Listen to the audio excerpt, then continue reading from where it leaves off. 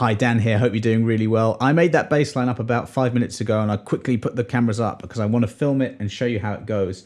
Now, as I film this, it's New Year 2021. Happy New Year, by the way. And I feel a bit rusty. I haven't played for a while. I haven't gigged in nearly a year. So I just feel a bit like I need something. I need to be, my technique and my timing to tighten up a little. So I just put the drum beat on and this came out, okay? So I'm just going to get straight into it. It was originally just this. But then I moved it around, but I'll show you that first, and I'll go quite slowly because there's quite a lot going on here. So first of all, we start off with the pop, fret 5 to 7 on the D string, and it's a hammer on. So hammer on from 5 to 7 with the pop here. Now even here, I've got the first finger fretting on the 5th fret, but I'm fretting sort of near that first crease there because the tip of the first finger is touching the underside of the A. My finger is backing onto that G string, and the longer fingers are touching the E string, so it's all muted. It's really important when you slap or any technique on the bass that strings are controlled when you don't want to play them, okay?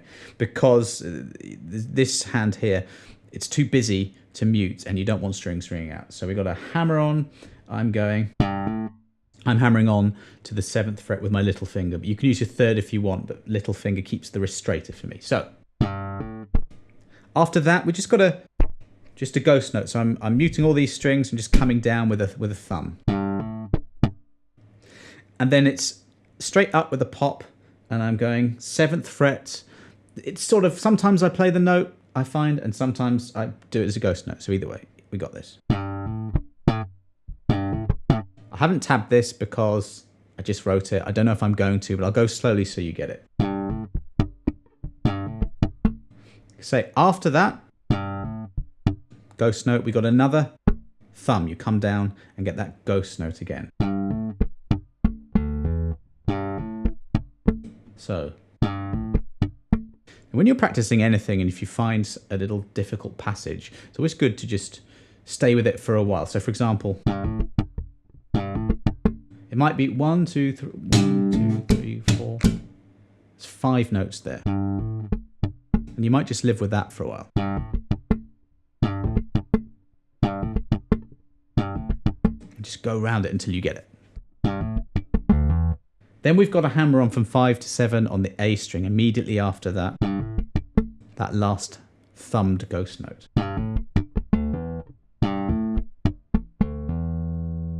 After that, we go to the E string. Slap is just the interaction between two hands, and I'm one of these people that I'm always drumming on my legs or table or something. It's a bit similar. Okay, so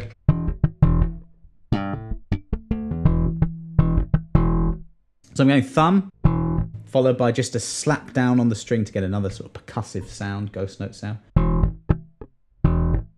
And then another one with the thumb coming down. Do that slowly. And then an open string. So 3, 4. 3, 4. I'll do it again. Can you hear the interaction between the two hands? You're getting this sort of 16th, tick, tick, tick, that 16th note kind of thing. That's, for me, that's how I sort of play. Fast stuff on slap is really interacting between the two hands, and lots of expressive techniques like hammer-ons and pull-offs and that kind of thing. Then I've got this little Stanley Clarke-inspired power chord section. So I'm going D power chord, so that's 5th fret of the A string, and again I'm using my little finger on the 5th. That's what a power chord is. It's a root and a 5th played together at the same time. So I've got 5th fret A string, 7th fret D string. Again, I'm using my little finger for that higher note. Again, use your 3rd finger if you want, but I find the stretch is lessened with the little finger.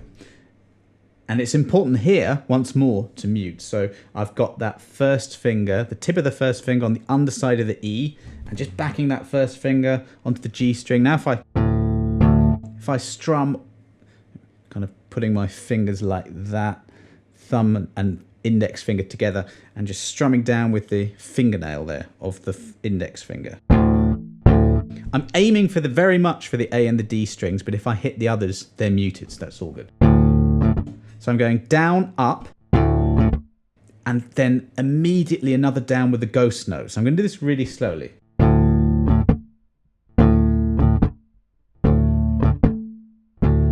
So after the upstroke, so this is a down, this is an up.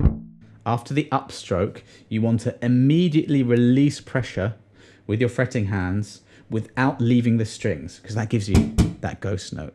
So a lot of good technique is just about controlling the instrument. So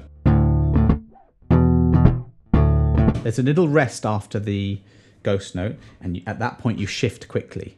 So you keep the same shape, the same path, the same sort of stretch between the hands, and just shift up 2 frets to the 7th fret. This is an E power chord. And then we're back from that sort of strumming motion straight into the slap again.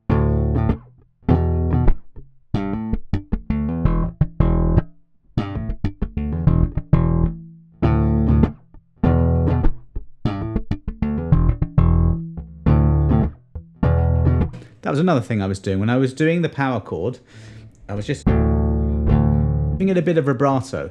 So really just sort of waving the strings down and up as much as I can.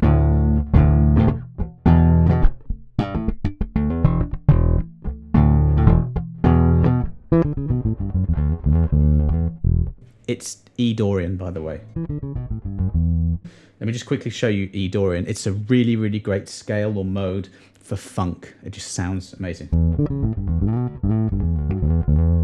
I'm going fret 7, 9. There's lots of different ways of playing this. I'll show you one. Fret 7, 9 of the A string. 5, 7, 9 of the D. And 6, 7, 9 on the G.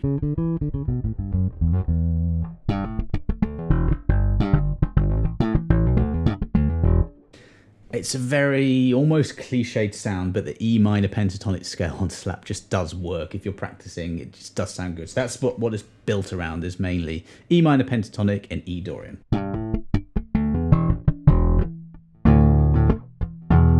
And why knowing your notes is important is because that was the bass groove. That was just that. But then because I know the patterns, I experimented with exactly the same rhythmic figure and techniques and just moving it around to different places. So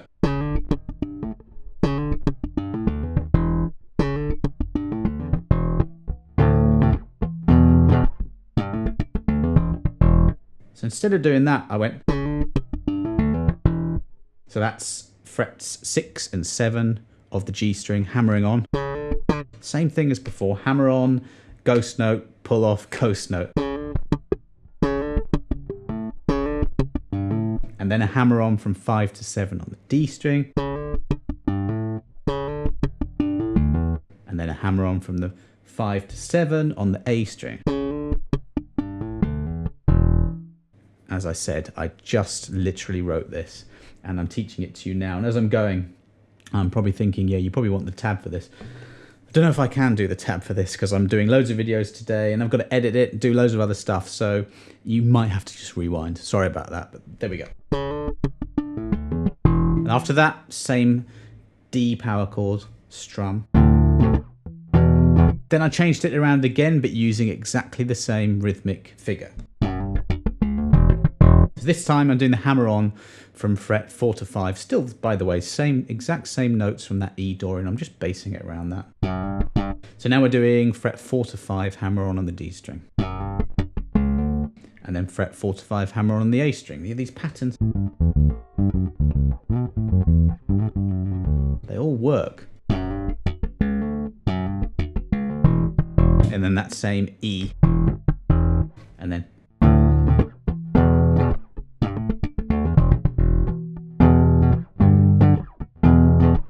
I did exactly the same thing again as the first one. So,